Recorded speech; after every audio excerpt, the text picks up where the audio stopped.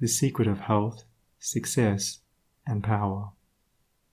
We all remember with what intense delight, as children, we listened to the never-tiring fairy tale. How eagerly we followed the fluctuating fortunes of the good boy or girl, ever protected in the hour of crisis from the evil machinations of the scheming witch, the cruel giant, or the wicked king. And our little hearts never faltered for the fate of the hero or heroine, nor did we doubt their ultimate triumph over all their enemies, for we knew that the fairies were infallible, and that they would never desert those who had consecrated themselves to the good and the true. And what unspeakable joy pulsated within us when the fairy queen, bringing all her magic to bear at the critical moment, scattered all the darkness and trouble, and granted them the complete satisfaction of all their hopes, and they were, happily ever after.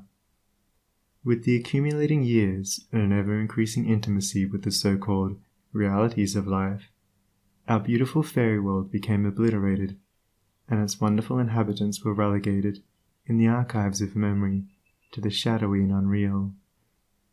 And we thought we were wise and strong in thus leaving forever the land of childish dreams. But as we re-become little children in the wondrous world of wisdom, we shall return again to the inspiring dreams of childhood, and find that they are, after all, realities. The fairy folk, so small and nearly always invisible, yet possessed of an all-conquering and magical power, who bestow upon the good, health, wealth, and happiness, along with all the gifts of nature in lavish profusion, start again into reality and become immortalized in the soul realm of him who, by growth in wisdom, has entered into a knowledge of the power of thought and the laws which govern the inner world of being. To him the fairies live again as thought people, thought messengers, thought powers working in harmony with the overruling good. And they who, day by day, endeavor to harmonize their hearts with the heart of the supreme good, do in reality acquire true health, wealth, and happiness. There is no protection to compare with goodness, and by goodness I do not mean a mere outward conformity to the rules of morality. I mean pure thought, noble aspiration, unselfish love, and freedom from vainglory.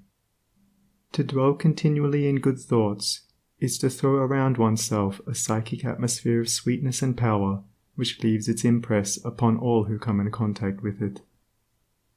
As the rising sun puts to rout the helpless shadows, so are all the impotent forces of evil put to flight by the searching rays of positive thought which shine forth from a heart made strong in purity and faith. Where there is sterling faith and uncompromising purity, there is health, there is success, there is power. In such a one, disease, failure, and disaster can find no lodgment, for there is nothing on which they can feed. Even physical conditions are largely determined by mental states, and to this truth the scientific world is rapidly being drawn. The old, materialistic belief that a man is what his body makes him is rapidly passing away, and is being replaced by the inspiring belief that a man is superior to his body, and that his body is what he makes it by the power of thought.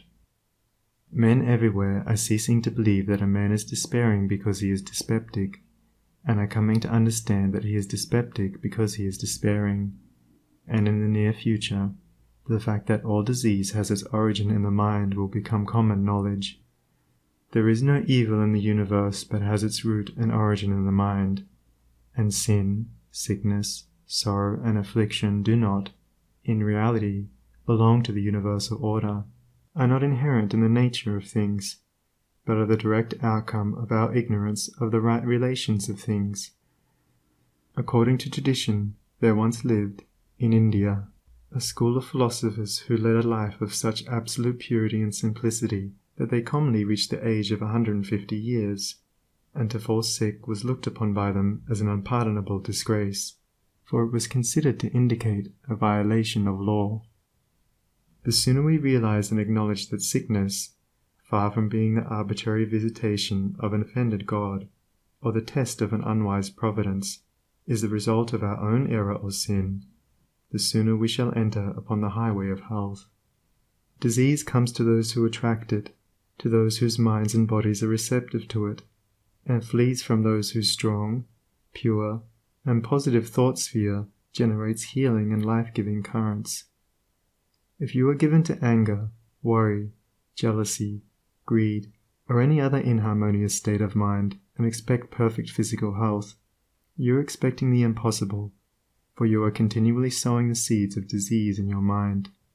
Such conditions of mind are carefully shunned by the wise man, for he knows them to be far more dangerous than a bad drain or an infected house. If you would be free from all physical aches and pains, and would enjoy perfect physical harmony, then put your mind in order and harmonize your thoughts. Think joyful thoughts, think loving thoughts. Let the elixir of goodwill course through your veins, and you'll need no other medicine. Put away your jealousies, your suspicions, your worries, your hatreds, your selfish indulgences, and you'll put away your dyspepsia, your biliousness, your nervousness and aching joints. If you will persist in clinging to these debilitating and demoralizing habits of mind, then do not complain when your body is laid low with sickness. The following story illustrates the close relation that exists between habits of mind and bodily conditions. A certain man was afflicted with a painful disease, and he tried one physician after another, but all to no purpose. He then visited towns which were famous for their curative waters, and after having bathed in them all, his disease was more painful than ever. One night he dreamed that a presence came to him and said, "Brother, hast thou tried all means of cure?" And he replied, "I have tried all." "Nay," said the presence, "come with me, and I will show thee a healing bath which has escaped thy notice." The afflicted man followed, and the presence led him to a clear pool of water, and said, "Plunge thyself in this water, and thou shalt surely recover," and thereupon vanished. The man plunged into the water, and on coming out, lo! his disease had left him, and at the same moment he saw written above the pool the word, "Renounce." Upon waking, the full meaning of his dream flashed across his mind, and looking within he discovered that he had, all along, been a victim to a sinful indulgence, and he vowed that he would renounce it forever. He carried out his vow, and from that day his affliction began to leave him, and in a short time he was completely restored to health. Many people complain that they have broken down through overwork. In the majority of such cases, the breakdown is more frequently the result of foolishly wasted energy. If you would secure health, you must learn to work without friction. To become anxious or excited, or to worry over needless details, is to invite a breakdown. Work, whether of brain or body, is beneficial and health-giving, and the man who can work with a steady and calm persistency, freed from all anxiety and worry, and with his mind utterly oblivious to all but the work he has in hand, will not only accomplish far more than the man who is always hurried and anxious, but he will retain his health, a boon which the other quickly forfeits. True health and true success go together, for they are inseparably intertwined in the thought realm. As mental harmony produces bodily health, so it also leads to a harmonious sequence in the actual working out of one's plans. Order your thoughts and you will order your life. Pour the oil of tranquility upon the turbulent waters of the passions and prejudices, and the tempests of misfortune, howsoever they may threaten, will be powerless to wreck the bark of your soul as it threads its way across the ocean of life. And if that bark be piloted by a cheerful and never-failing faith, its course will be doubly sure, and many perils will pass it by which would otherwise attack it. By the power of faith, every enduring work is accomplished. Faith in the Supreme, faith in the overruling law, faith in your work, and in your power to accomplish that work. Here is the rock upon which you must build if you would achieve, if you would stand and not fall. To follow, under all circumstances, the highest promptings within you, to be always true to the Divine Self, to rely upon the inward light, the inward voice, and to pursue your purpose with a fearless and restful heart, believing that the future will yield unto you the meat of every thought and effort, knowing that the laws of the universe can never fail, and that your own will come back to you with mathematical exactitude. This is faith, and the living of faith. By the power of such a faith, the dark waters of uncertainty are divided, every mountain of difficulty crumbles away, and the believing soul passes on unharmed. Strive, O reader, to acquire, above everything, the priceless possession of this dauntless faith, for it is the talisman of happiness, of success, of peace, of power, of all that makes life great and superior to suffering. Build upon such a faith, and you build upon the rock of the eternal, and with the materials of the eternal, and the structure that you erect will never be dissolved, for it will transcend all the accumulations of material luxuries and riches, the end of which is dust.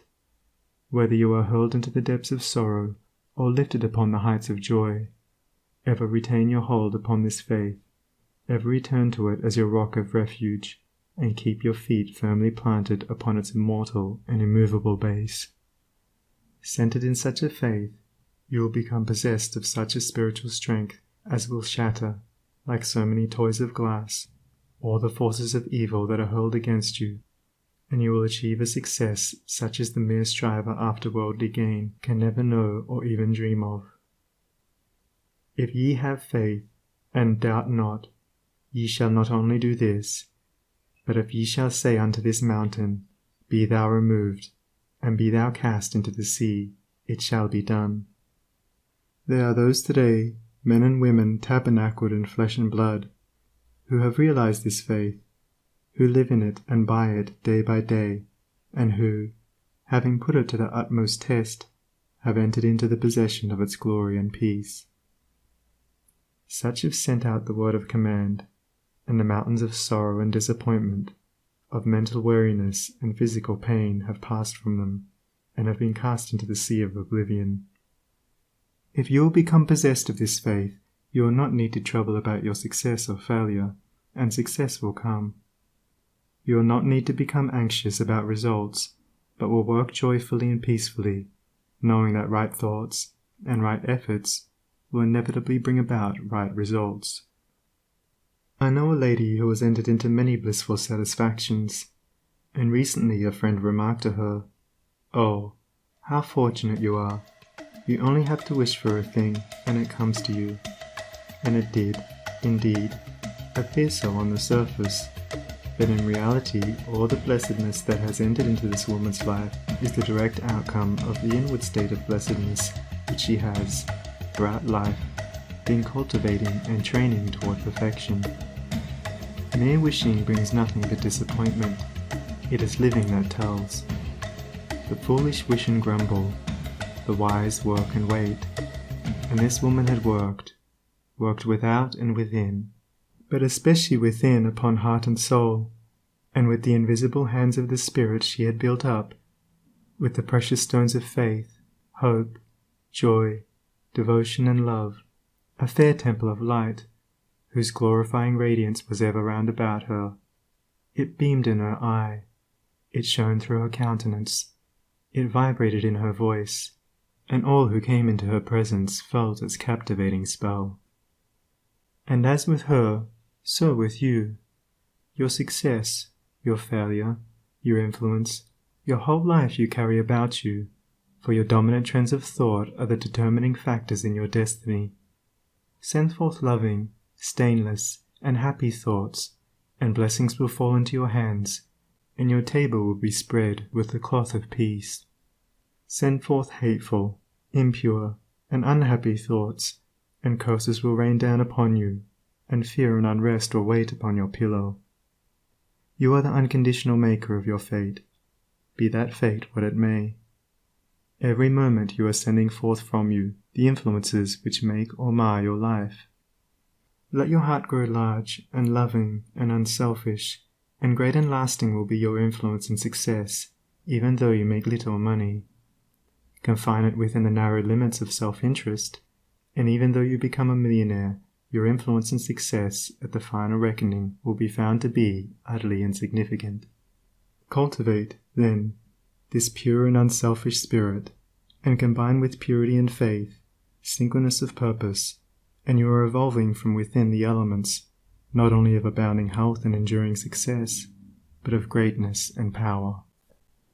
If your present position is distasteful to you, and your heart is not in your work, nevertheless perform your duties with scrupulous diligence, and whilst resting your mind in the idea that the better position and greater opportunities are waiting for you, ever keep an active mental outlook for budding possibilities, so that when the critical moment arrives and the new channel presents itself, you will step into it with your mind fully prepared for the undertaking, and with that intelligence and foresight which is born of mental discipline. Whatever your task may be, concentrate your whole mind upon it. Throw into it all the energy of which you are capable. The faultless completion of small tasks leads inevitably to larger tasks. See to it that you rise by steadily climbing, and you will never fall. And herein lies the secret of true power. Learn, by constant practice, how to husband your resources, and to concentrate them, at any moment, upon a given point. The foolish waste all their mental and spiritual energy in frivolity, foolish chatter, or selfish argument, not to mention wasteful physical excesses. If you would acquire overcoming power, you must cultivate poise and passivity. You must be able to stand alone. All power is associated with immovability. The mountain, the massive rock, the storm-tried oak, all speak to us of power, because of their combined solitary grandeur and defiant fixity, while the shifting sand, the yielding twig, and the waving reed speak to us of weakness, because they are movable and non-resistant, and are utterly useless when detached from their fellows. He is the man of power who, when all of his fellows are swayed by some emotion or passion, remains calm and unmoved. He only is fitted to command and control who has succeeded in commanding and controlling himself. The hysterical, the fearful, the thoughtless and frivolous, let such seek company, or they will fall for lack of support. But the calm, the fearless, the thoughtful, and let such seek the solitude of the forest, the desert, and the mountain top, and to their power more power will be added, and they will more and more successfully stem the psychic currents and whirlpools which engulf mankind. Passion is not power, it is the abuse of power, the dispersion of power. Passion is like a furious storm which beats fiercely and wildly upon the embattled rock, whilst power is like the rock itself, which remains silent and unmoved through it all. That was a manifestation of true power when Martin Luther, wearied with the persuasions of his fearful friends, who were doubtful as to his safety should he go to Worms, replied, "If there were as many devils in Worms as there are tiles on the housetops, I would go." And when Benjamin Disraeli broke down in his first parliamentary speech, and brought upon himself the derision of the House, that was an exhibition of germinal power when he exclaimed, "The day will come when you will consider it an honour to listen to me." When that young man, whom I knew, passing through continual reverses and misfortunes, was mocked by his friends and told to desist from further effort, and he replied, "The time is not far distant when you will marvel at my good fortune and success," he showed that he was possessed of that silent and irresistible power which is taking him over innumerable difficulties, and crowned his life with success. If you have not this power, you may acquire it by practice, and the beginning of power is likewise the beginning of wisdom. You must commence by overcoming those purposeless trivialities to which you have hitherto been a willing victim. Boisterous and uncontrolled laughter, slander and idle talk, and joking merely to raise a laugh, all these must be put on one side as so much waste of valuable energy.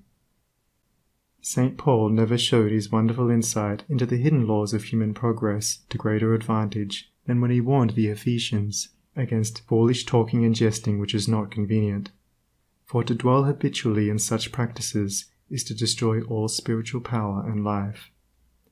As you succeed in rendering yourself impervious to such mental dissipations, you will begin to understand what true power is, and you will then commence to grapple with the more powerful desires and appetites which hold your soul in bondage, and bar the way to power, and your further progress will then be made clear. Above all, be of single aim. Have a legitimate and useful purpose, and devote yourself unreservedly to it. Let nothing draw you aside. Remember that the double-minded man is unstable in all his ways. Be eager to learn but slow to beg. Have a thorough understanding of your work, and let it be your own. And as you proceed, ever following the inward guide, the infallible voice, you will pass on from victory to victory, and will rise step by step to higher resting places, and your ever-broadening outlook will gradually reveal to you the essential beauty and purpose of life. Self-purified, health will be yours. Faith protected, success will be yours. Self-governed, power will be yours. And all that you do will prosper, for, ceasing to be a disjointed unit, self-enslaved, you will be in harmony with the great law, working no longer against, but with, the universal life, the eternal good. And what health you gain, it will remain with you. What success you achieve will be beyond all human computation, and will never pass away. And what influence and power you wield will continue to increase throughout the ages, for it will be a part of that unchangeable principle which supports the universe. This, then, is the secret of health, a pure heart and a well-ordered mind. This is the secret of success, an unfaltering faith and a wisely directed purpose, and to rein in, with unfaltering will, the dark steed of desire. This is the secret of power. All ways are waiting my feet to tread, the light and dark, the living and the dead, the broad and narrow way, the high and low, the good and bad, and with quick step or slow, I now may enter any way I will, and find, by walking, which is good, which ill. And all good things my wandering feet await, if I but come, with vow inviolate, unto the narrow, high and holy way of heart-born purity, and therein stay. Walking, secure from him who taunts and scorns, to flowery meads across the path of thorns. And I may stand where health, success, and power await my coming, if, each fleeting hour, I cling to love and patience, and abide with stainlessness, and never step aside from high integrity. So shall I see at last the land of immortality. And I may seek and find, I may achieve, I may not claim, but, losing, may retrieve. The law bends not for me, but I must bend unto the law. If I would reach the end of my afflictions, if I would restore my soul to light and life, and weep no more. Not mine the arrogant and selfish claim to all good things, be mine the lowly aim, to seek and find, to know and comprehend, and wisdom-ward all holy footsteps wend. Nothing is mine to claim or to command, but all is mine to know and understand.